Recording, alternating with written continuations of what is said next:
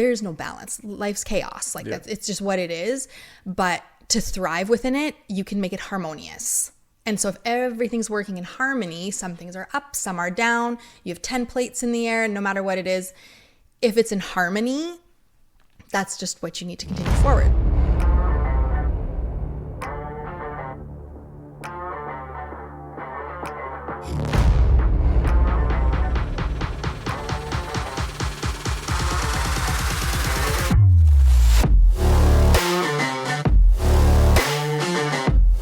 Welcome back, Wellness Ninjas, to another episode of the Wellness Dojo podcast. I'm your host, Kyle Craik, and excited to have my friend Jessica Graham here today. Welcome to the show. Thank you so much for having me. I'm excited to be here. Yeah, I'm excited to have you. You know, I was thinking like, okay, how do I intro Jessica? She's like me. She wears so many different hats, does all these different things. And so I thought it would be just easier. I'll just throw it to you. Yeah. Tell the people who you are, what you do. Sure. Yeah. I know it is hard because a lot of the time you like want to identify as like, oh, I'm a this, but I find now it's kind of easiest to say like, I'm an entrepreneur and a mom. My biggest passion is within like marketing and branding. That's kind of where my, I guess, business started to grow. But from within that, my background and everything stems down to that like wellness, health, beauty industry. So my family and I have owned a salon and spa for over 20 years, almost 25 years now. And so I've been there working since I was young, and then got into the marketing branding side of things, kind of went off and started my own company with that. And then from that, I've kind of grown into other areas. My brother and I just opened a hydrotherapy wellness center as well. It's called Reset, where we focus on cold plunging, sauna, contrast therapy. And then I am also hosting a retreat, a wellness retreat for women. So that's coming up in November. And I'm now just joining the board of the school that my kids are going to be starting at in September. Why not? So like I have all this free time, so I just figured like might as well add something else. And so there's just like a lot of things I like to do. I like to give back and have my life's meaning, I guess, be put in a way into industries and companies that help people and just in a magnitude of ways, whether it's just like getting their business seen or them feeling better. A lot of what I do, I like to stem to the core of like who they are as a person. Because I feel like if you're your best self, then no matter what you're doing, whether you're like a personal trainer or a chiropractor or a hairstylist or CEO or whatever you are, you can do it to its full potential. So yeah. I love that. Yeah. So I grabbed a quote off your Instagram page. I did a little deep dive. So okay. I'm going to read it. Tell me what this means to you. Okay. You are not here to prove your worth. You are here to embody it. And then invite those who also honor it into your space. Yes, I love that. I guess, it kind of comes to what I was saying in the sense that I feel like a lot, especially these days, things that people do is for show, for presentation. It's a facade. It's all this performance. And I feel like some people have lost the ability to come back to themselves and understanding their purpose, what they truly want deep in their core. I feel like a lot of people have lost that connection within themselves. And then the way they try to find it has also become very performative. And so I feel like it's time for us to kind of dig deep into who we want to be, who we've always kind of wanted to be without the outside noise, and then just like live our truest selves. Because I feel like when we're not, you're not serving yourself or the people that are around you. I think especially in the entrepreneur world too, we see that so much. Totally. Right? Both of us being entrepreneurs, and it's very easy to get stuck in the external and like the what's next and like what more can I do and how more can I show my success and feel my success. But you're right. I think it's so important to just like continue to come back to the internal, like what really matters to me. Who am I really? What do I really want? Yeah. And especially being a mom, you find, and like you're a parent too, so much of what we end up doing becomes like self-sacrificing, but then it doesn't serve anybody when you're like that, because you just deplete. And then it's like, well, who am I self-sacrificing for? My kids that are looking at me miserable or short-tempered or exhausted, not present. And then, yeah, it's the cycle of I sacrificed all these things for the people that I love. And then you're like, well, the people that you love look at you and they don't even necessarily want to be around you anymore because you're like grumpy or just no energy. You don't want to do anything fun anyway. So what's the point? And so I think it's really important to develop the balance of doing things for yourself to better yourself in a way that's not selfishness, but when it's so cliche, but it's like when your cup is full, you can serve others. But it's true. I feel like we just end up like draining ourselves to give or to perform or to show. And then you're left when you go home, you sit in your bed, it's the end of the day, and you're just like, what was that all for? And I don't think a lot of people know the answer to that question. Yeah. Yeah.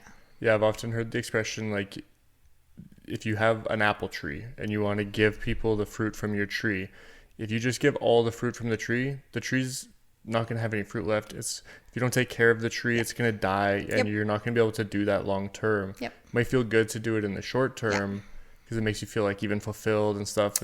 As, you know, entrepreneurs and people in like the wellness realm too, like it's very, very common. Like you just want to give, you want to help, and that fills your cup. Yeah.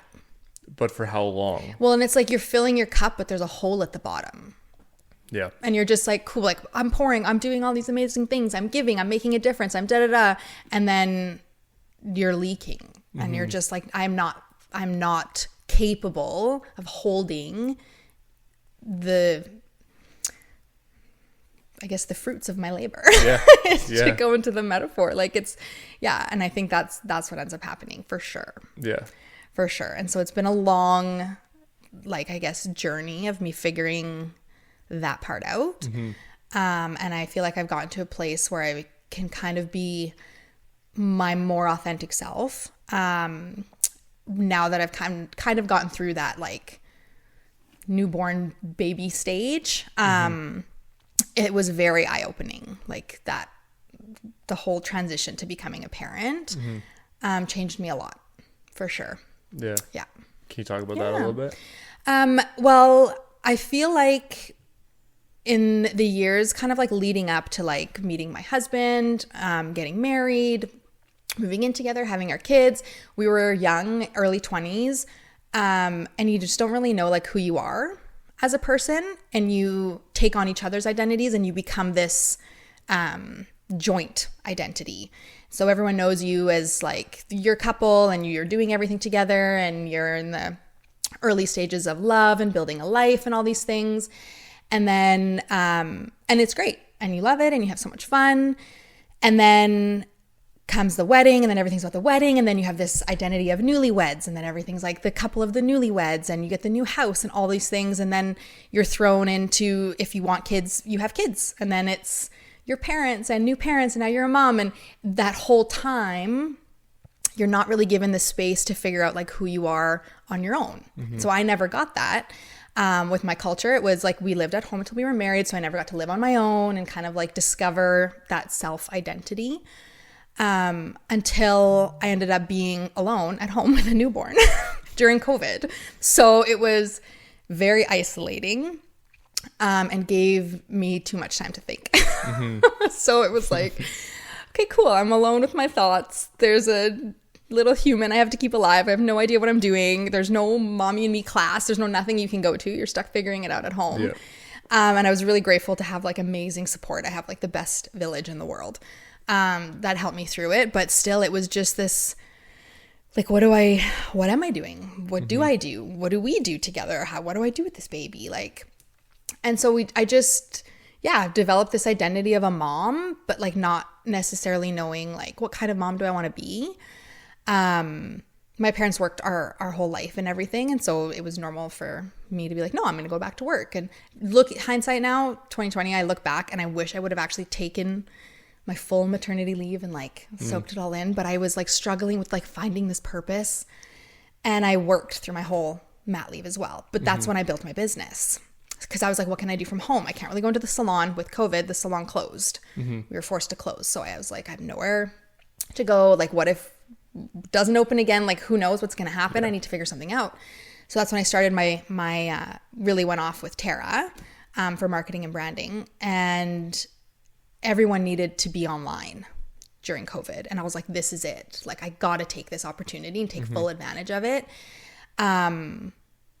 And so I went to build this business while being a new mom, and it was like hard, and it was exhausting and isolating. And I don't regret it, but I could have just done it a little differently. And in doing that though, like, it was nice to find this purpose outside of everything else. Like, my work had always been for my parents. My relationship had always been for us. Then I was a mom for my daughter. And then it was just like, this is something that I had for just me that I was building. And I loved that feeling. And that's when I started to like, okay, like, this is what I'm meant to do. I love this. It's my, what I'm meant to do here. And I loved helping people. I helped so many people move their businesses online and still be able to make money online through COVID, who thought like they didn't know what they were going to do. And I was so grateful for that. And I just was like driven by that. And I knew that I was like making a difference, and that was huge for me. So I loved being able to do that, but it was, the balance of it all was hard. And then before we knew it, I was pregnant again. And I was like, okay, I guess I'm doing this all over again. Here we go again. And like 1 to 2 is like wild. And but I did the same thing, and I worked through my mat leave again and didn't take the best care of myself in the regard of balancing everything, because I just like, I didn't want to lose the momentum of the business. And then it kind of just kept going. It snowballed, and I just kept working and kept growing. But I loved like being a mom to my kids. And what I did love is that I was able to work and still be with them. They only went to, when they started preschool, like it was only 3 days a week. And I'm like, I still get my like 2 days with them. We get weekends together, we whatever. And so here I am like, I got balance. I'm doing it all. And then, it just started to become unsustainable. Yeah. Yeah. The balancing act of, whether you're an entrepreneur or just a working person, that balancing act of like family, your own personal wellness, and doing the things that you love, that drive your purpose, it's really, really tricky, right?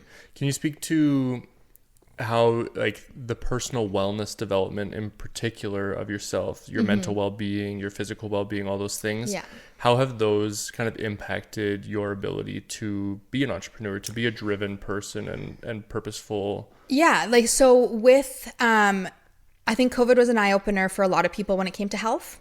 And then even before I had my babies, we struggled like with fertility, and I struggled with a lot of other health problems and things like that. And so when I was able to kind of take control of that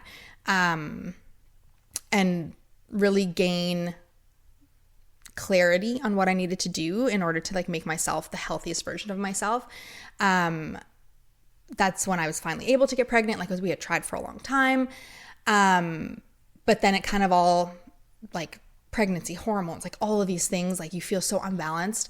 And I had to work really hard on kind of developing a routine, I guess, or a regime of like just my health and wellness and self-care. And I really started to make that a priority. And it was always like, no matter what, even if I'm home all day, I'm waking up, I'm showering, doing a little bit of makeup, my hair, like I was doing all the things to continue that like routine. I'm a routine driven person.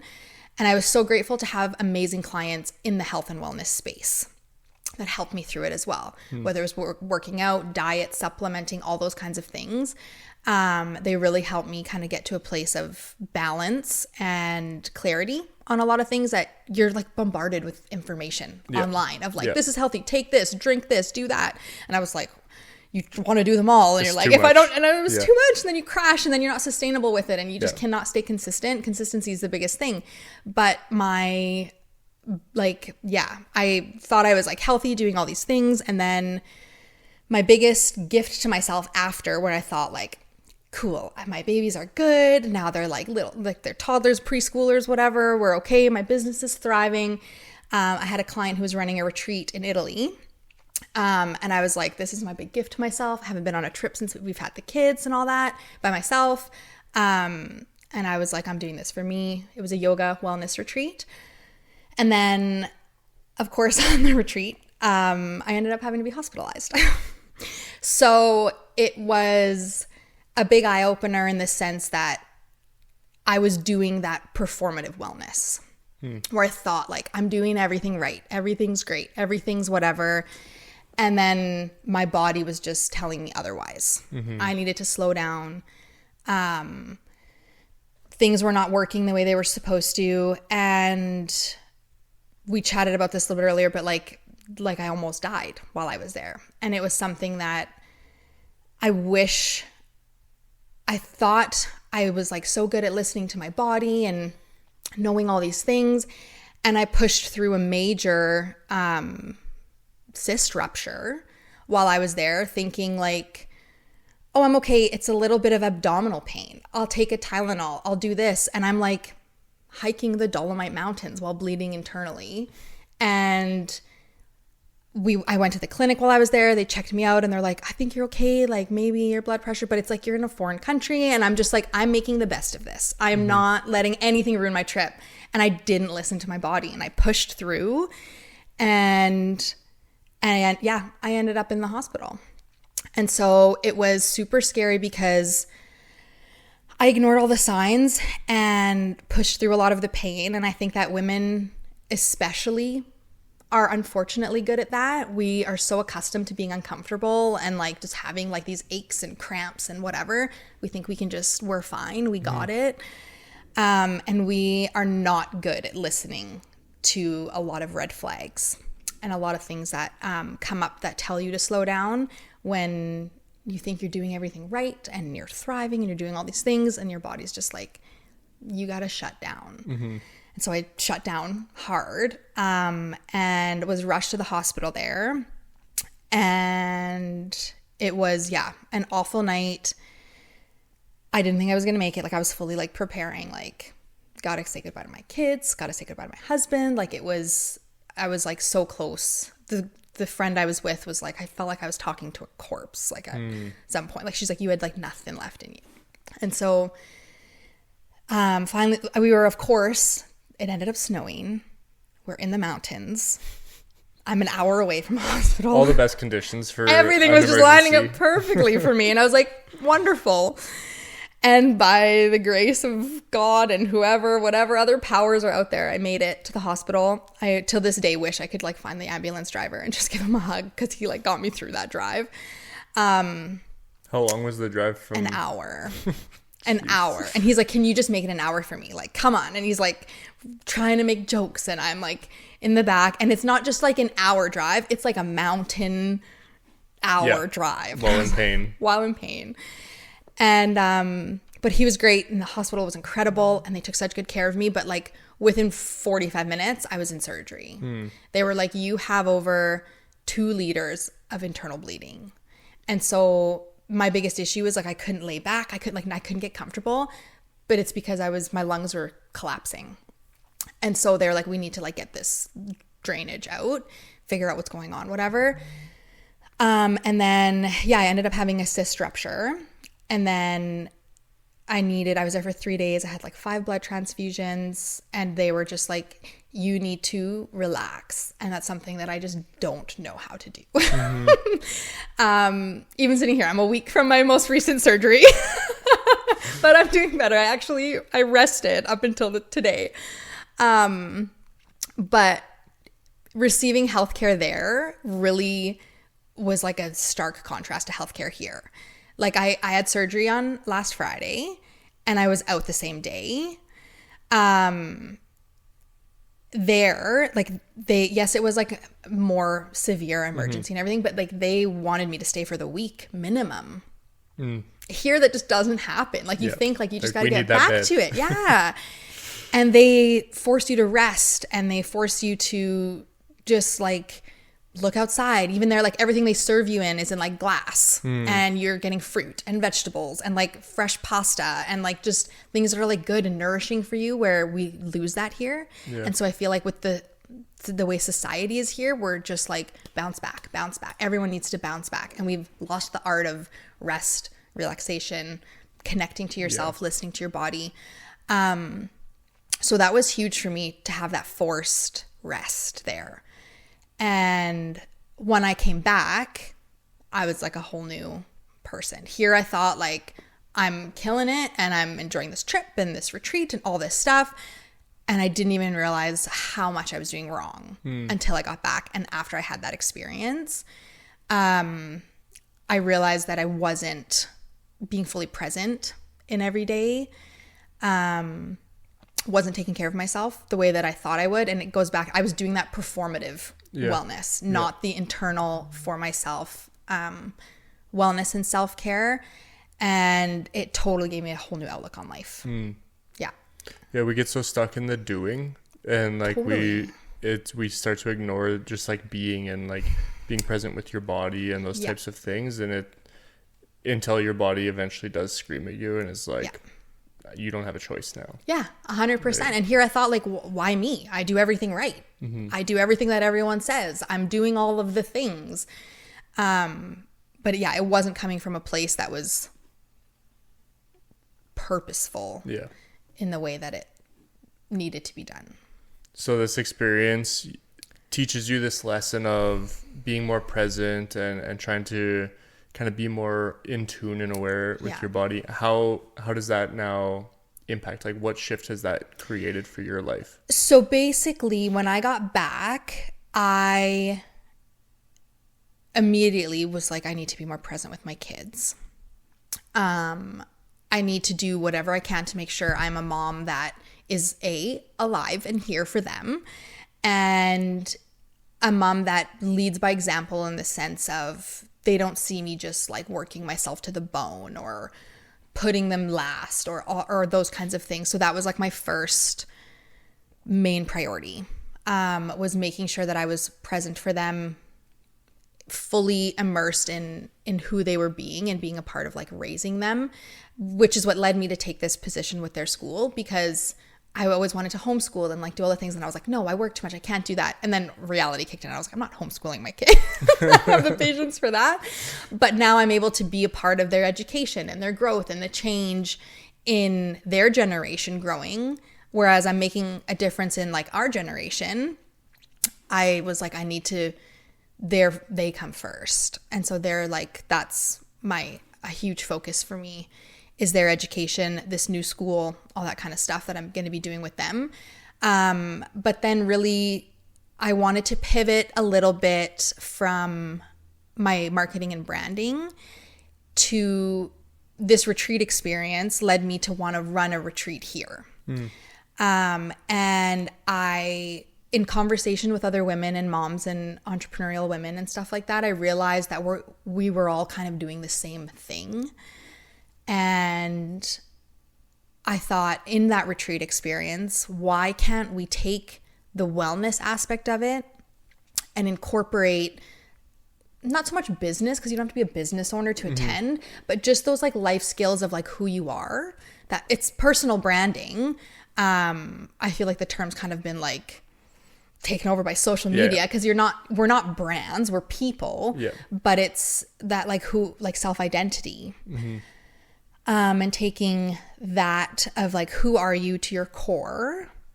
How can you take the best care of that and figure out what you need in order to thrive as that person that you are, without changing anything, without trying too hard. You don't have to do things that feel uncomfortable or inauthentic. It's just, how do we figure out like what we need as women to thrive as the best version of ourselves for our kids, for our partners, for anybody that you're interacting with, your friends. That was a big thing too throughout all of this, is like learned how to make friendships again, and I got new friends, and just like flourishing in that, like, who do you want to spend your time with? Who do you want to be around? What do you want to do? What are your interests? Like all those things that we just lose, or we go with the flow, or you think all moms want to do are sit around and drink wine. Like, no, we don't want to do that actually. Like, things like that. So it's been really cool to make these connections with like some amazing women that I've met. And 5 of them in particular, we kind of came together and developed this retreat.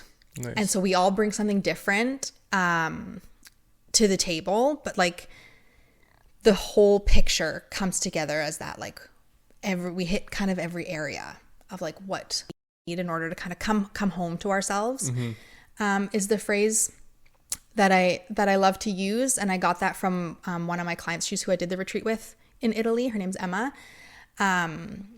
She's a somatic yoga instructor, and her whole thing is come home to your body. Like, just come back to it. Everything that you need is here. And there's no balance. Life's chaos. Like it's just what it is. But to thrive within it, you can make it harmonious.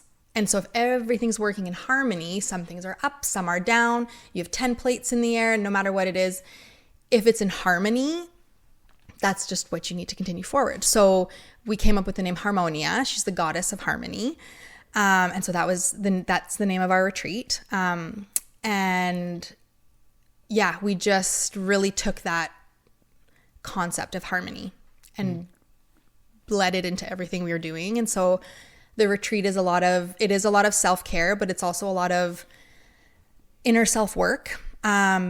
So everyone who attends will be getting 3 different like treatments. So there's mind, body, spirit release. And that is with, her name's Nicole. And she figures out where in your body trauma is stored. And she does that through her muscle testing, and it's amazing. She's done this for me. And so she's helped me release a lot of tension and things that I'm carrying in like certain areas of my body, especially after like health issues.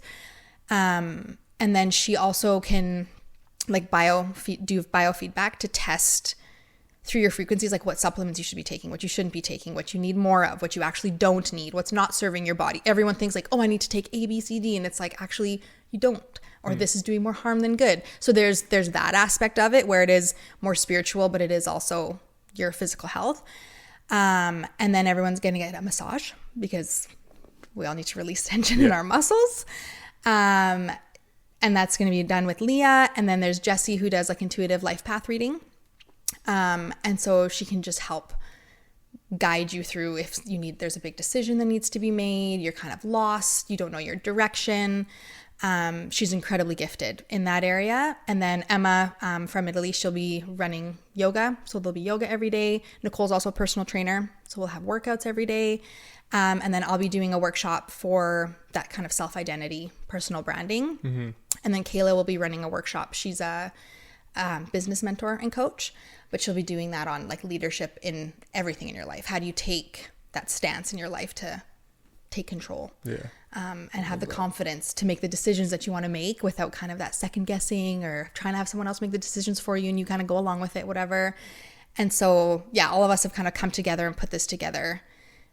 A lot of us are moms as well, and we're all entrepreneurs. And so we just really connected on that. And Emma was like with me in Italy, and she saw that experience and the transformation that I had after and things. And so we're really excited to bring this to women because there's so many wellness retreats, or business workshops, and like just all these things that kind of you have to piece out. And I'm like, they should all be done harmoniously together. Yeah. And one thing that you and I were talking about too is that we relate on with running retreats is, you know, how do you make something that you don't just have this like good experience and you feel good, but then like when you go back to your real life, like how do we make it tangible? How do we make it something that actually formulates change and a trajectory of self-betterment in a way? Totally. Yes. Right? No, thank you for reminding me of that, because it is so true. That was a big thing too, is I know a lot of girls women who have done retreats, and they feel great for those 3 days or the week they're gone or whatever. And they come back right into their same old habits. Nothing changes. There's nothing tangible for them to use afterwards. So the biggest part of this is enjoy the experience while you're there, but you're given instruction. You're given tools. I've developed a journal that kind of will walk you through the entire weekend from every session that you have, plus journaling prompts, and just places to write and reflect and work through it. I know journaling isn't for everybody, but it's something that I find so intimate with yourself that it's the best way to be with your thoughts. Especially someone like myself that it's constantly going. The voice in my head is always going. I remember reading something where apparently some people don't have that voice in their head, and I'm like, who do you talk to all day? That's my best friend. What do you mean? Best friend, worst enemy. Yeah, I'm just she's right up here. She's not going anywhere. But I'm like, how do you have an actual functional relationship with yourself when it's just the back and forth? But I feel like when you write it out, it just allows more of a channel that's just a little bit more, you can work through it, reflect back on it, have the proof in front of you to go back on.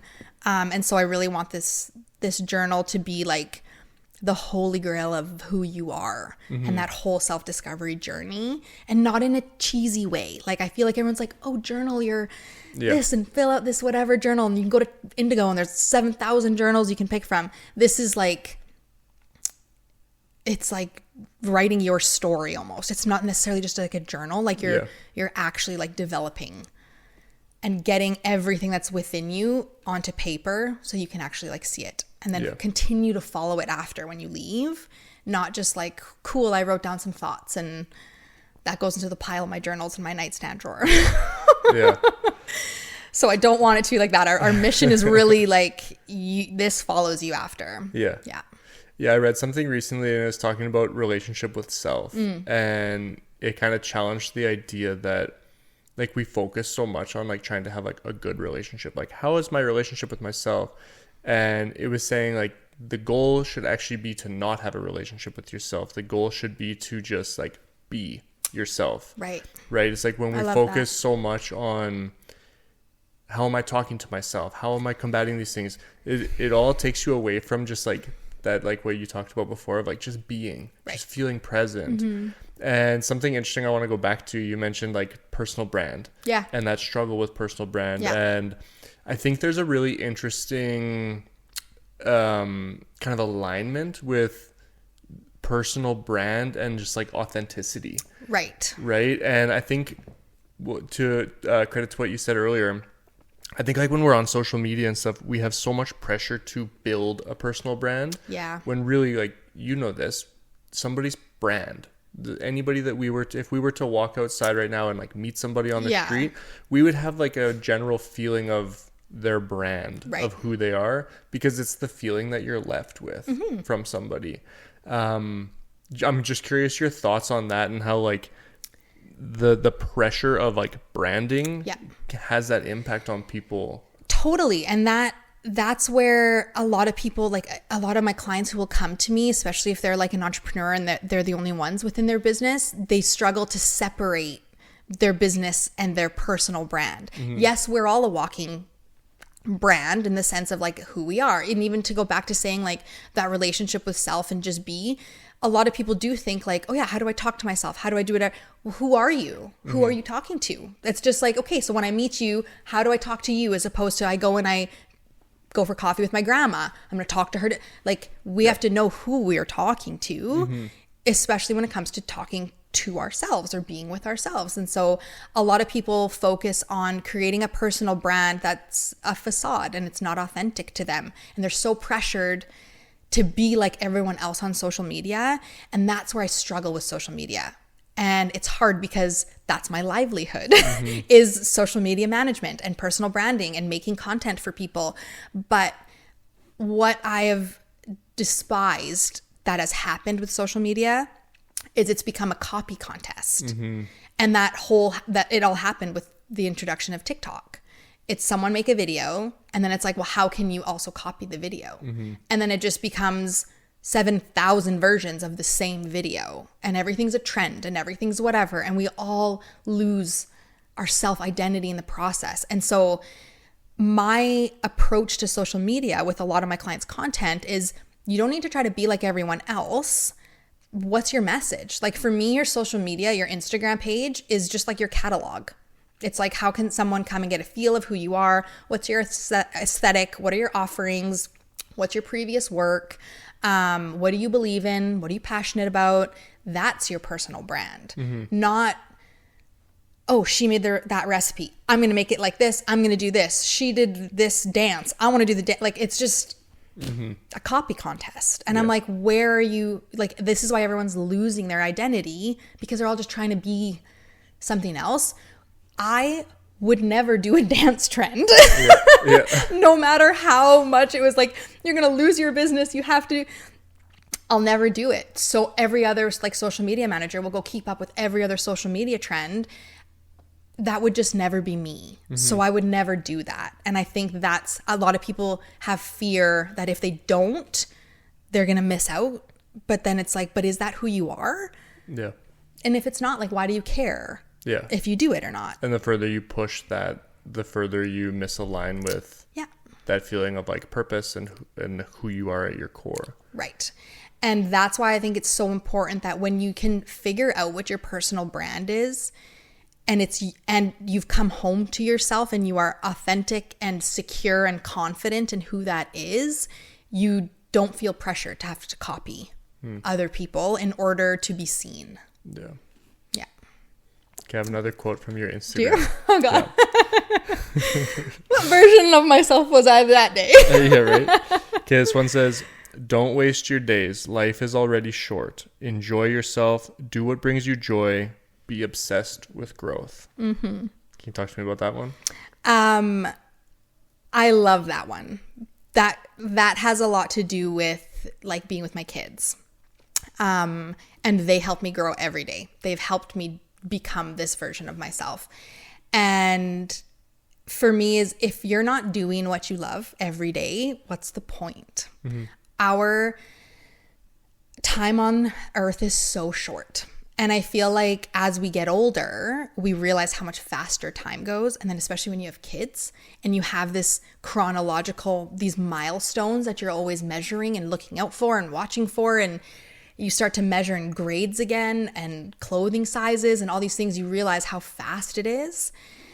And I really came to realize that after Italy. Like if my life had ended on that trip and I looked back, was I doing what I loved every single day? No. Was a lot of the stuff that I was doing for other people? Yeah.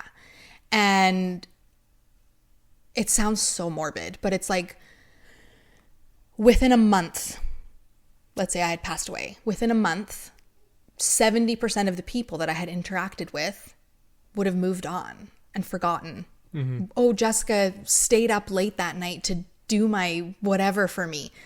No one cares when it's over, to the point that it mattered that you sacrificed doing something you loved over something you hated. And I really put way more purpose into every single one of my days to making sure that if this was it, I was happy. And I made sure that everyone that I loved knew I loved them. I spent time. I wasn't angry. I wasn't upset. Something that I'm working a lot with, like especially with my therapist constantly, is that minimizing your reaction for anger, especially with kids, when like all your buttons are pushed and you're super stressed out and all these things are happening, because like, what's the lasting impression you want to leave?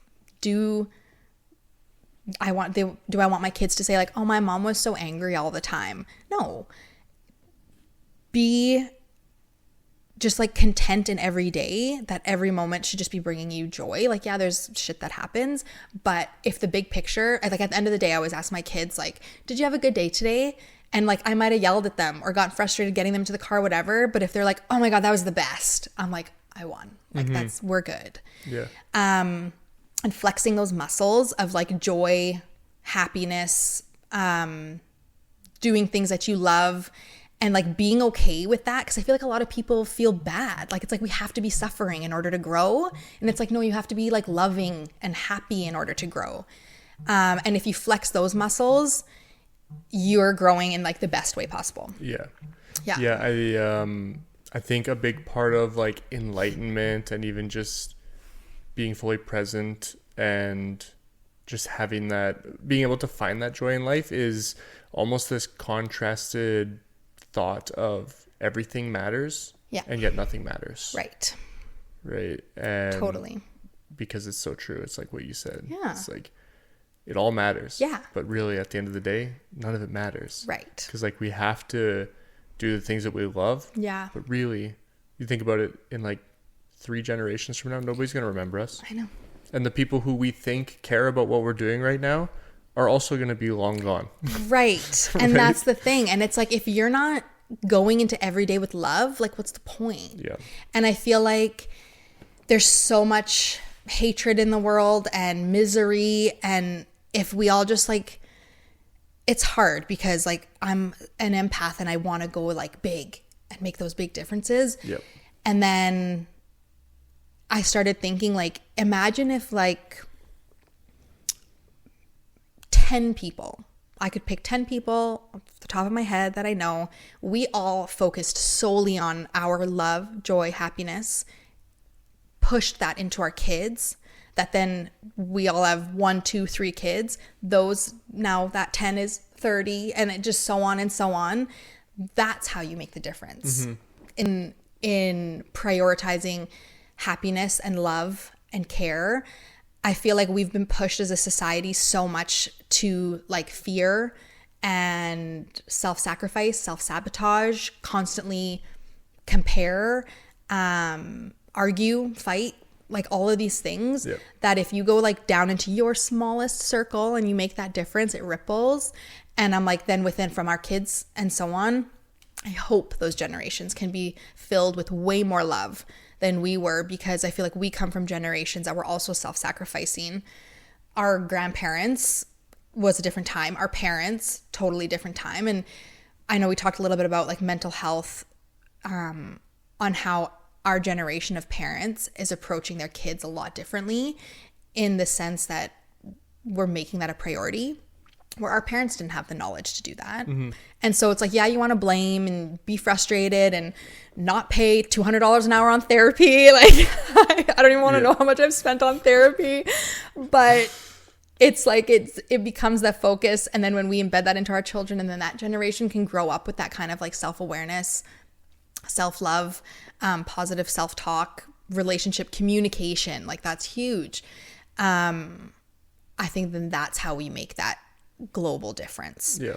As opposed to just everyone shouting into this void of like, be happy, love, do whatever. It's not going to happen if we're like, just do it yourself, lead by example, put it into your children, and then the next generations will flourish. Yeah. Because, I've been reflecting more and more on growth in my own personal journey recently, and recognizing that, and I think a lot of people will relate to this, but I spend so much time focusing on the gaps in terms of growth, on like where you have left to go, what's still left to do, how far you still have to reach whatever it is that you're trying to reach. And I think we forget that a big part of growth is also looking back at like all the things that I've done, all the places I've been, totally, all the, all the people that you have impacted, and that those things do matter. Absolutely. Yeah. 100%. And it's the same. I liked that like thing that was going around for a while, where it's like you meet your younger self for coffee or whatever, and what do you say? Yeah. And I'm just like, God, I think about like 12-year-old me, 13-year-old me, 14-year-old me. She would be like shocked that I am where I am. And I think about like just like who I was back then, or what mattered to me, what I had been through, the trauma, just like things that I'm like, I just never could have imagined. I'm like, she would be so proud. And then I'm like, what am I being hard on myself for some days? Yeah. 'Cause I'm like, holy shit, did I ever like surpass anything that I ever thought that I was like worthy of having in a life, right? Yeah.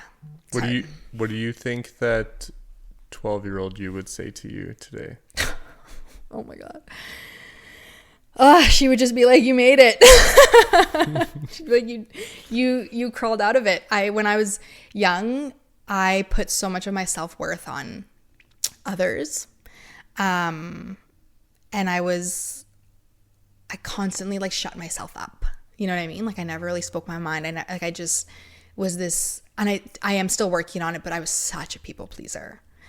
And I think, and it's weird. I'm sure some people will be like, oh my gosh, Jessica, you were always confident. You were always an extrovert. You were always, I was, but a lot of it was just like very performative. Mm-hmm. And internally I was like, just like this scared little girl that had no idea what she was doing. Never really felt loved, appreciated, anything like that. And I thought my self-worth came from like, what can I do for other people?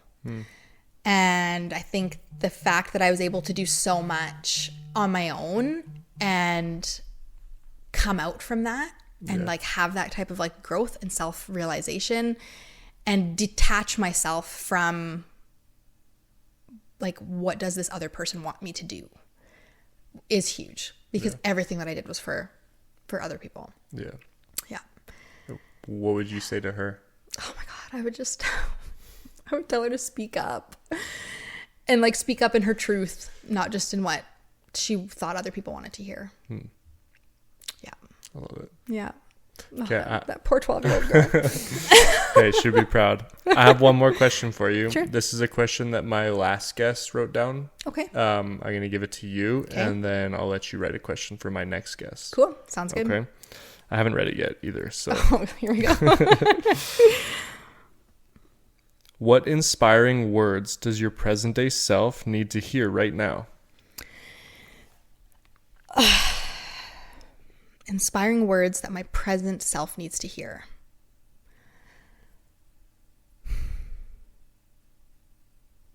Keep going. Persevere. It's worth it. Your mission's important. And you have hard days, but not a hard life. Yeah. No, that resonates. Yeah. Yeah, I appreciate that Of sentiment. course. Yeah. Yeah. No, thank you. This has been really awesome. I'm going to get a link from you and we'll put it in the show notes for the retreat. People Amazing. can still sign up, Yeah, right? absolutely. Yeah. Okay, Yeah. awesome. It's going to be intimate. So there's only like 10 spots. And so we have a few left. But we definitely wanted a close-knit group. It's not like this big when thing. is it? November 6th. November 6th, 2020. Yeah. 2025. Yeah. I'm like, what month is that? What year are we in? November 6th, 2025. Yeah, it's in Canmore at the Malcolm. Amazing. And it's all inclusive. Like, so you just, once you pay your retreat fee, your meals, your stay, Amazing. All your services, all your swag, you get everything you need for your workouts. Like you basically just kind of like pack your clothes and your swimsuit and we'll do the rest. Perfect. And you just come and enjoy. Yeah. Sorry, before we wrap up, is there anything that you didn't get a chance to say that you wanted to? No, I feel like I talked so much. Yeah, it was fun. I loved it. It was a great conversation. Yeah, no, it's been so nice connecting with you and knowing that what you're doing in the space of health and physical health is so closely tied to mental health. Mm-hmm. And I think a lot of people forget that, where you can be super fit or do all these things to make yourself feel good and get that rush of dopamine, adrenaline, whatever it is. But we all sit with ourselves at the end of the day. And so it's like this muscle up here is what we need to be focusing the most on, right? So thank you for having me. It's been so fun and I love chatting and I feel like we could chat forever still about 1,000 other things. Totally. Which I'm sure we will. We will. Yeah. I was like, this won't be the last time I'll be here. But no, it was awesome. So thank you. You're welcome. Thanks for being here. Of course. And thank you to everybody for listening and watching. We'll see you in the next episode.